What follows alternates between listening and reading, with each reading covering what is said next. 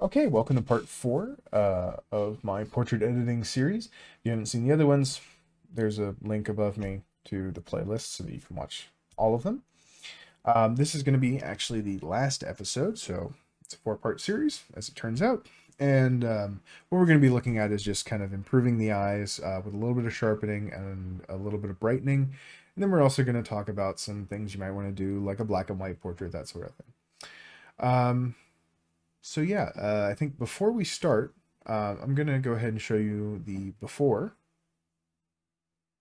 and then the after. Right, so we've made a lot of improvements over the original, but obviously it's not, as I will admit, it is not the best taken portrait, you know? The better portrait you take and have in camera, the easier your editing process is going to be. You're not going to have to do things because, well, the lighting was really harsh. I mean, I took this intentionally in harsh lighting. Salt and pepper to taste. Hopefully you can take better photos than this one. But let's get into it. Let's do the last little bit. All right, so first thing that we want to start with is adding in a live filter layer, a sharpen layer, and an unsharp mask. Now we're going to be focusing on the eyes today, so let's actually zoom in on them. And let's increase our sharpening. Now, we're doing this mostly so that the eyes stand out. So we want to adjust everything to the eyes, and then we're going to invert it. Get our paintbrush tool, and make sure we're selected a white color, and then we're going to just paint in just on the eyes, so we don't affect the rest of the image. And in. All right, there we go. Okay, so as you can see, before they're a little bit soft, now they really pop. You might want to bring it back a little bit. I'm probably going to bring this back to about a 75%.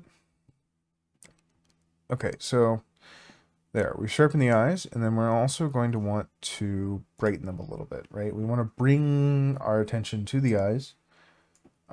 I suggest using a curves adjustment, just kind of bringing the center up a little bit.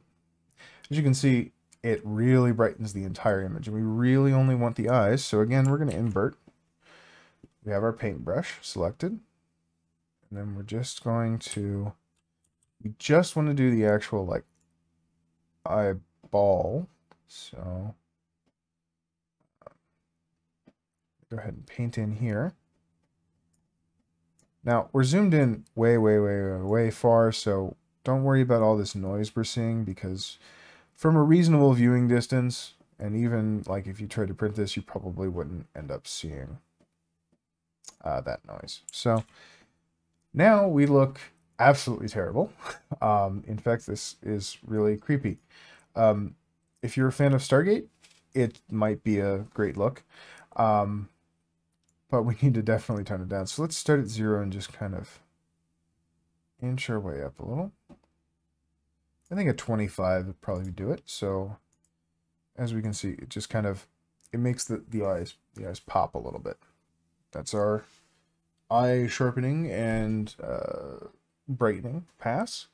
As it stands right now, there's probably some stuff we could do. We could try a black and white filter. So let's try doing black and white. Your main colors are going to be your reds and your yellows. If you drop your yellows all the way down, it's going to look a little intense. But sometimes it, right, especially because I am blonde, it brings down the hair and really accentuates the face. And let's take the reds down a little bit too. Maybe, yeah, let's just a couple. So that would be like if we wanted to do a black and white portrait, we do something like this. You know, feel free from here on out. If you want to start with this as your canvas, then what you would do is you'd right click and you'd do a merge visible, and that would give you a pixel layer, and then you could modify that as you see fit. Anyway, one of the other things that we might want to do is darken these areas back here. So actually what we're going to do is we're going to go up to a layer, and we're going to add a curves adjustment, and we'll just darken that back. Okay, and then we'll invert it, and then we'll just paint in where we want the background to be darkened. I'm just going to kind of do this a little quick and dirty. You know, again, if you want to do something like this, really the limitations are how much time you're willing to put into it, right? The more time you put into it, the more perfect it's going to turn out. Okay. And I think that's going to be it. Thank you for joining me for these tutorials. And if you like the video, go ahead and like it. If you aren't subscribed, it would help me greatly if you would subscribe. And don't forget to hit the bell so that you get notified when we have new videos. Leave your comments below, either about this particular video, about the process in general. What do you think works? What you think don't works? You know, any suggestions. And that'll do it. So, see ya.